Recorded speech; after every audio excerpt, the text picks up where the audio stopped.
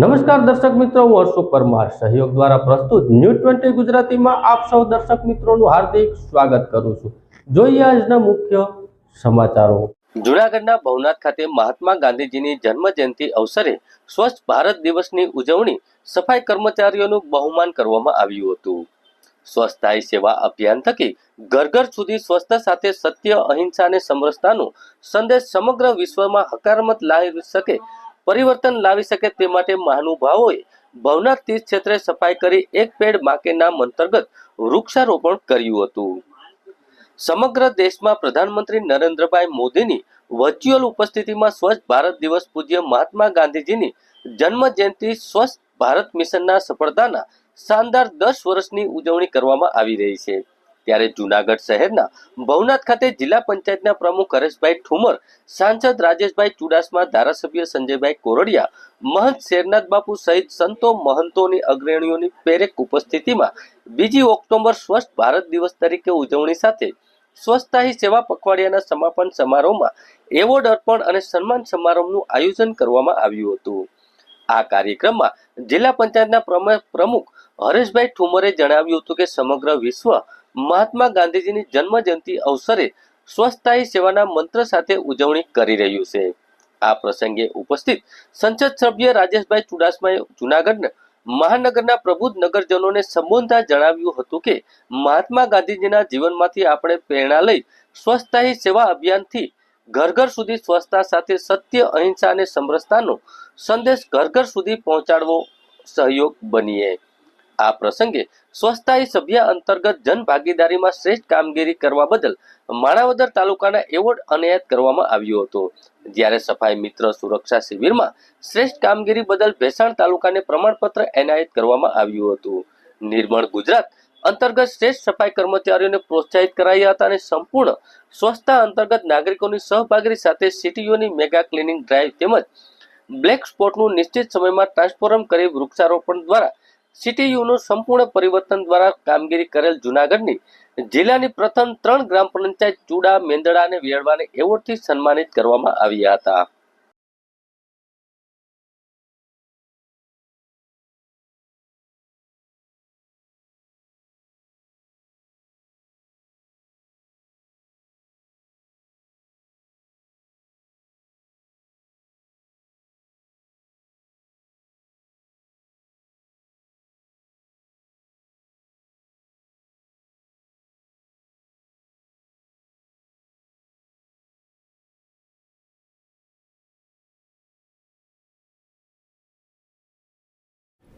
સમગ્ર દેશમાં સ્વચ્છતા અભિયાનના કાર્યક્રમના માધ્યમથી લોકો જાગૃત થાય અને સ્વચ્છતા વિસ્તારના પોતાના ઘરને, પોતાના અંતરને, પોતાના ગામને અને શહેરને સ્વચ્છ બનાવે એ સંકલ્પ સાથે દેશના પ્રધાનમંત્રી આદરણીય નરેન્દ્રભાઈ મોદીજીએ સમગ્ર દેશના લોકોને આહ્વાન કરેલું।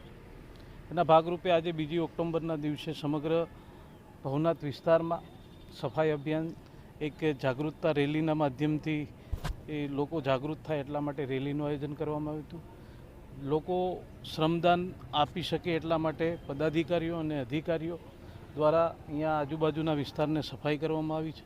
આવી રીતે આપણે સૌ જાગૃત થઈ અને આ દેશને વિકસિત રાષ્ટ્ર બનાવવામાં સ્વચ્છતાનો ખૂબ મહત્ત્વનો ફાળો હોય છે। ત્યારે આપણે સૌ લોકો આપણા ઘરને, આપણી શેરીને, આપણા ગામને, આપણા શહેરને, આપણા વિસ્તારને, આપણા જિલ્લાને અને આપણા દેશને સ્વચ્છ બનાવીએ એમાં આપણે પણ સૌ સહભાગી બનીએ એવી આપ સૌને વિનંતી કરું છું।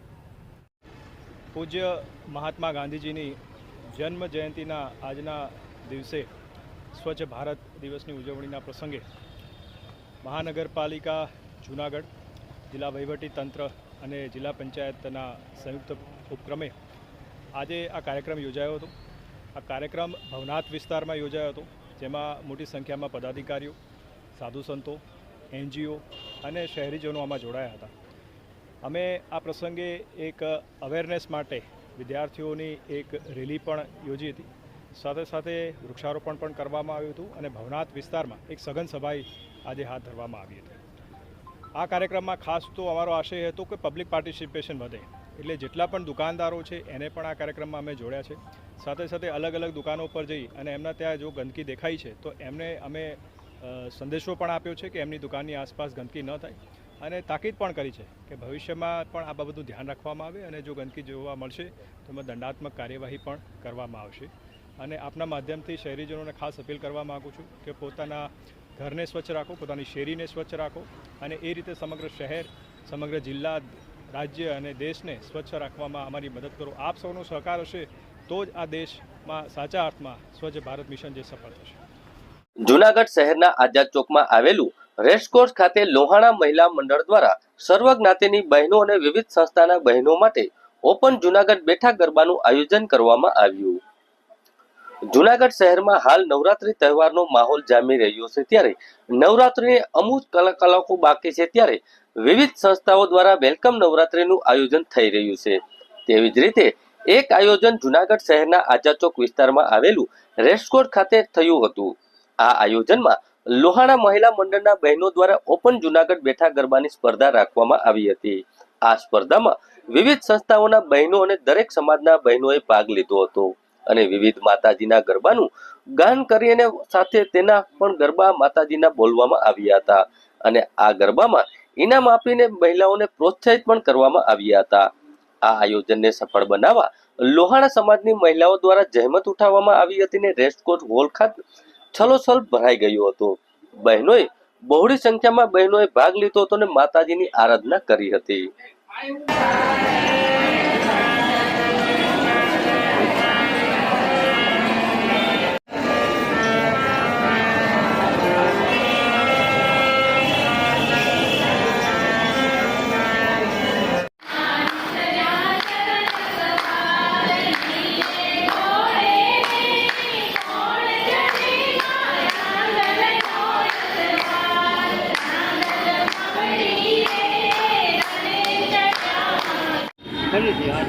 હેલો, જય જલારામ.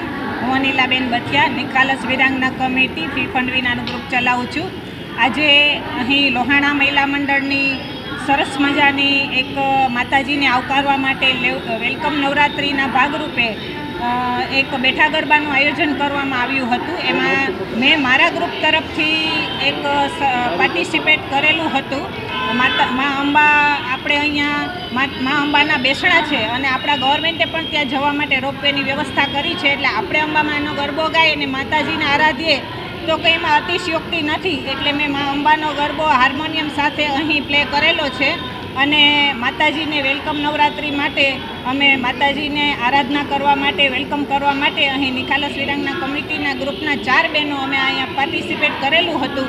અને આ કોમ્પિટિશનની અંદર 20 જેટલા ગ્રુપોએ પાર્ટિસિપેટ કર્યું છે અને એક ગ્રુપમાં 4 બહેનો માતાજીને આવકારવા માટે થનગની રહ્યા છે. તો અમે પણ આજે ખૂબ આનંદિત છીએ અને માતાજીને આવકારવા માટે ખૂબ જ આતુર છીએ. જય હિન્દ, જય અસ્તુ. હું લોહાણા મહિલા મંડળની સેક્રેટરી. આજે અમે વેલકમ નવરાત્રિનું આયોજન કરેલું છે. જનરલી આપણી સંસ્કૃતિમાં વિવિધ પ્રકારના ગરબા સમગ્ર દેશમાં જુદી જુદી રીતના નવરાત્રિની ઉજવણી થાય છે. પણ આપણી જૂનાગઢની નાગર લોકોની જ્ઞાતિની એક ખાસિયત છે કે તેઓ બેઠા ગરબાનું આયોજન કરે અને તે મોટી ઉંમરના લોકો માટે પણ ખાસ ઈચ્છનીય છે, કારણ કે તેઓ ફરીને ગરબા ન લઈ શકે માટે.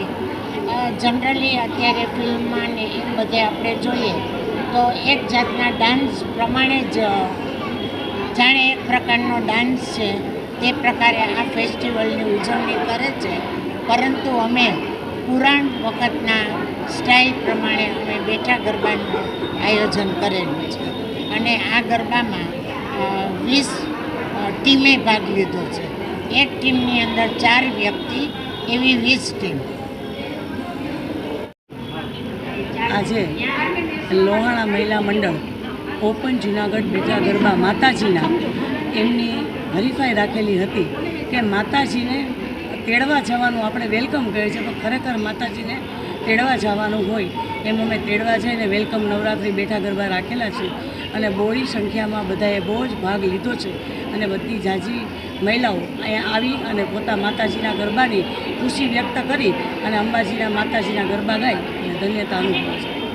ભગવદ્ ગીતામાં જેમણે ગુણાતીત કહે છે અને શ્રીમદ ભાગવતમાં જેમણે મોક્ષનું દ્વાર કહે છે, વચનામૃતમાં જેમણે સર્વ જગતના આધારરૂપ સંત કહે છે, એવા પરમ એકાંતી સંત કે જેમણે હિન્દુ સનાતન ધર્મનો વિજય ધ્વજ સમગ્ર દુનિયામાં ફરકાવ્યો છે, એવા પ્રગટ ગુણાતીત સત પરમ પૂજ્ય મહંત સ્વામી મહારાજ સાક્ષાત ગુણાતીત સ્થાન જુનાગઢને આંગણે પધાર્યા છે.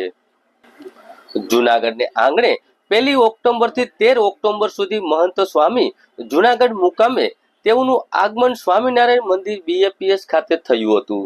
જુનાગઢને આંગણે અવનવા કાર્યક્રમો યોજાશે અને ભાવિ ભક્તિઓને કથા વાર્તાના પૂજા પાઠનો લાભ મળશે. હરિભક્તો અને સંતોમાં ખૂબ આનંદની વાત છે કે મહંત સ્વામી મહારાજ જુનાગઢના આંગણે અક્ષરવાડી ખાતે BAPS સ્વામિનારાયણ મંદિરમાં પધારી ચૂક્યા છે.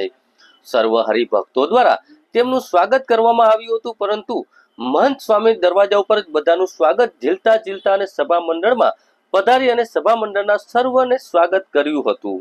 મહંત સ્વામી મહારાજની ઉંમર 91 વર્ષની છે. એમણે 91 ફૂટનો હાર, કાગળનો કલાત્મક હાર પહેરાવી હરિભક્તો ભાઈઓ બહેનો બનાવ્યો હતો અને મહંત સ્વામીને પહેરાવ્યો હતો. જુનાગઢની આંગણે મહંત સ્વામી મહારાજ પધારી ચૂક્યા છે તે ભાઈઓ અને બહેનોને આનંદની લાગણી અનુભવી રહ્યા છે. આવતીકાલે દિવસ કે વિશ્રામનો દિવસ રહેશે, પરંતુ 3જી તારીખથી મહંત સ્વામી કાર્યક્રમ અક્ષરવાડી BAPS સ્વામિનારાયણ મંદિરે રાબેતા મુજબ કાર્યક્રમ ચાલુ રહેશે. 3જી તારીખે સ્વાગત દિવસ છે, જેમાં સ્વામી 5 થી 7 સભાને સર્વને આશીર્વચન આપશે. સવારમાં પૂજાપાઠ દર્શનના રાબેતા મુજબ કાર્યક્રમો અક્ષરવાડી ખાતે ચાલુ રાખવામાં આવશે. શ્રી સ્વામિનારાયણ ભગવાનની જય, અક્ષર પુરુષોત્તમ મહારાજની જય, પ્રમુખ સ્વામી મહારાજની જય, મહંત સ્વામી મહારાજની જય. આજે 1 ઓક્ટોબરે ખૂબ જ આનંદની વાત છે. પ્રમુખ સ્વામી મહારાજના અનુગામી એવા મહંત સ્વામી મહારાજ, ગુરુવર્ય મહંત સ્વામી મહારાજ ખાસ પધારી ચૂક્યા છે. અક્ષરવાડી BAPS મંદિર ખાતે તેમનું ભવ્ય સ્વાગત છે કરવામાં આવ્યું. જ્યારે તેઓ પધાર્યા ત્યારે એમના આગમનને વધાવવા બાળકોએ પુષ્પવૃષ્ટિ છે એ દ્વારા એમનું સ્વાગત છે કર્યું હતું. ત્યારબાદ મહંત સ્વામી મહારાજ સભામાં પધાર્યા હતા અને સભામાં હજારો હરિભક્તો વચ્ચે તેમણે સૌને દર્શન આપ્યા હતા. ત્યારબાદ કાર્યકરોએ અને ભાઈઓ બહેનોએ બધાએ બનાવેલો કલાત્મક હાર, કાર્યકરો અને ભાઈઓ બહેનોએ બનાવેલો કલાત્મક કાગળનો હાર એ મહંત સ્વામી મહારાજને પહેરાવ્યો હતો, જેની લંબાઈ 91 ફૂટ હતી. મહંત સ્વામી મહારાજની વય 91 છે, એટલા માટે 91 ફૂટનો આ હાર છે એ બનાવડાવવામાં આવ્યો હતો.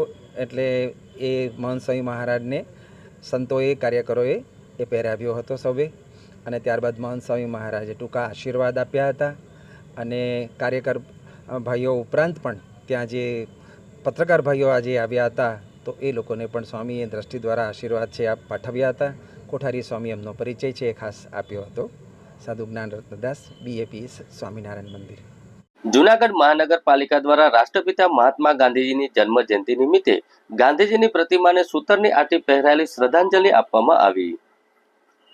જુનાગઢ મહાનગરપાલિકા દ્વારા રાષ્ટ્રપિતા મહાત્મા ગાંધીજીની જન્મ જયંતિ નિમિત્તે ગાંધી ચોક ખાતે મહાત્મા ગાંધીની પ્રતિમાને સૂતરની આંટી પહેરાવવાનો કાર્યક્રમ માન્ય ધારાસભ્ય સંજયભાઈ કોરડિયા, માન્ય કમિશનર ડોક્ટર ઓમ પ્રકાશ, નાયબ commissioner AS Chapda, assistant commissioner Jayesh P Vanza, assistant commissioner કલ્પેશભાઈ ટોલિયા, ભાજપ અગ્રણી પ્રદીપભાઈ ખીમાણી, અલ્કેશભાઈ મુંદાળિયા, લીલાભાઈ પરમાર, મુનાભાઈ તેમજ મહાનગરપાલિકા જુનાગઢના કર્મચારીઓ, અધિકારીઓ અને શહેરીજનો ઉપસ્થિત રહ્યા હતા.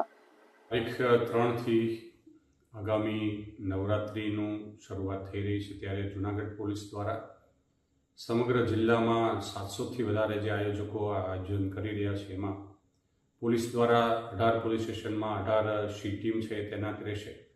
સાથે સાથે રાઉન્ડ ધી ક્લોક રાત્રિના સમયે મહિલાઓ, દીકરીઓ એમની સલામતી માટે દરેક મોટા 4 રસ્તાઓ પર પોલીસ છે એ ડ્રિંક એન્ડ ડ્રાઈવને રોકવા માટે બ્રેથ એનાલાઇઝરનો ઉપયોગ કરશે. સાથે સાથે ડ્રગ્સને ડિટેક્શનની કિટનો પણ ઉપયોગ કરશે. આ ઉપરાંત સમગ્ર જિલ્લાના જે આયોજકો છે એમને ડ્રગ્સ અવેરનેસ માટે પોસ્ટર ઝુંબેશ, સાથે સાથે દરેક આયોજકને એના ઓડિયો અને વિડીયો દ્વારા પણ સાયબર અવેરનેસ, ડ્રગ્સ અવેરનેસ અને મહિલાઓના સલામતી માટેની ઝુંબેશ છે એ પણ સાથે ચલાવવામાં આવશે. આપને જણાવું કે છેલ્લા 15 દિવસથી જૂનાગઢ શહેર અને જિલ્લામાં કુલ 25 જેટલા જે પ્રાઇવેટ દાંડિયાના કોચિંગ ક્લાસીસ છે એના પર અમારી સી ટીમ છે એ સતત એની વિઝિટ કરી રહી હતી અને જે તે થાણા અધિકારીઓ પણ એમની વિઝિટ કરતા હતા, જેથી કરીને કોઈ પણ ત્યાં કોચિંગ લઈ રહેલી દીકરી કે મહિલા સાથે કોઈ પણ પ્રકારનો અનબનાવ ન બને એના માટેની પણ તકેદારી રાખવામાં આવેલી હતી. આ ઉપરાંત છેલ્લા એક વીકમાં 3800થી વધારે જે અગાઉના પોલીસના ચોપડે ચડેલા એવા હિસ્ટ્રી શીટર, મિલકત સંબંધી ગુનાના આરોપીઓ, ભારે ગુનાના આરોપીઓ અથવા કોઈ એવા ગુનાહિત ઇતિહાસ ધરાવે છે એવા 3800થી વધારે ઇસમોને પોલીસે ટેકનોલોજીની મદદથી, સાવજ એપ્લિકેશનની મદદથી ચેક કરવામાં આવે છે. આ ઉપરાંત શાંતિપૂર્ણ વાતાવરણમાં નવરાત્રિ લોકો લઈ શકે એના માટે જાગૃતિના અભિયાનના ભાગરૂપે લોકોને પણ એક અપીલ છે કે જ્યારે દીકરીઓ રમવા જાય છે અથવા મહિલાઓ જાય છે ત્યારે કોઈ પણ એવો આકસ્મિક બનાવો અથવા એવું ધ્યાને આવે તો તાત્કાલિક મહિલા હેલ્પલાઇન અભિયમ 181ને પણ કોન્ટેક્ટ કરી શકે છે. 100 નંબરને પણ ડાયલ કરી શકે છે અથવા તો જિલ્લાના કંટ્રોલ રૂમ અથવા તો નજીકના પોલીસ સ્ટેશનનો સંપર્ક કરી અને તાત્કાલિક પોલીસને કોઈ બનાવની જાણ કરશે. અન્ય ગુનાઓ અટકાવવા માટે ખાસ કરીને એલસીબી અને એસઓજીની ખાનગી કપડામાં પણ વોચ રાખવામાં આવશે. અમારી 18 મહિલાની સી ટીમ છે એ દરેક જગ્યાએ ક્યાંક ખાનગીમાં, ક્યાંક યુનિફોર્મમાં અને મહિલાઓના જ્યાં સેગમેન્ટ છે ત્યાં એવી જગ્યાએ કોઈ એવા પુરુષો જ્યાં જાય નહીં અથવા તો એવી હરકત ન કરે એવી ખાનગીમાં વોચ રાખે અને જો એવી કોઈ હરકત કરશે તો એમના વિરુદ્ધ પણ કાર્યવાહી કરવામાં આવશે. આગામી નવરાત્રિમાં કોઈ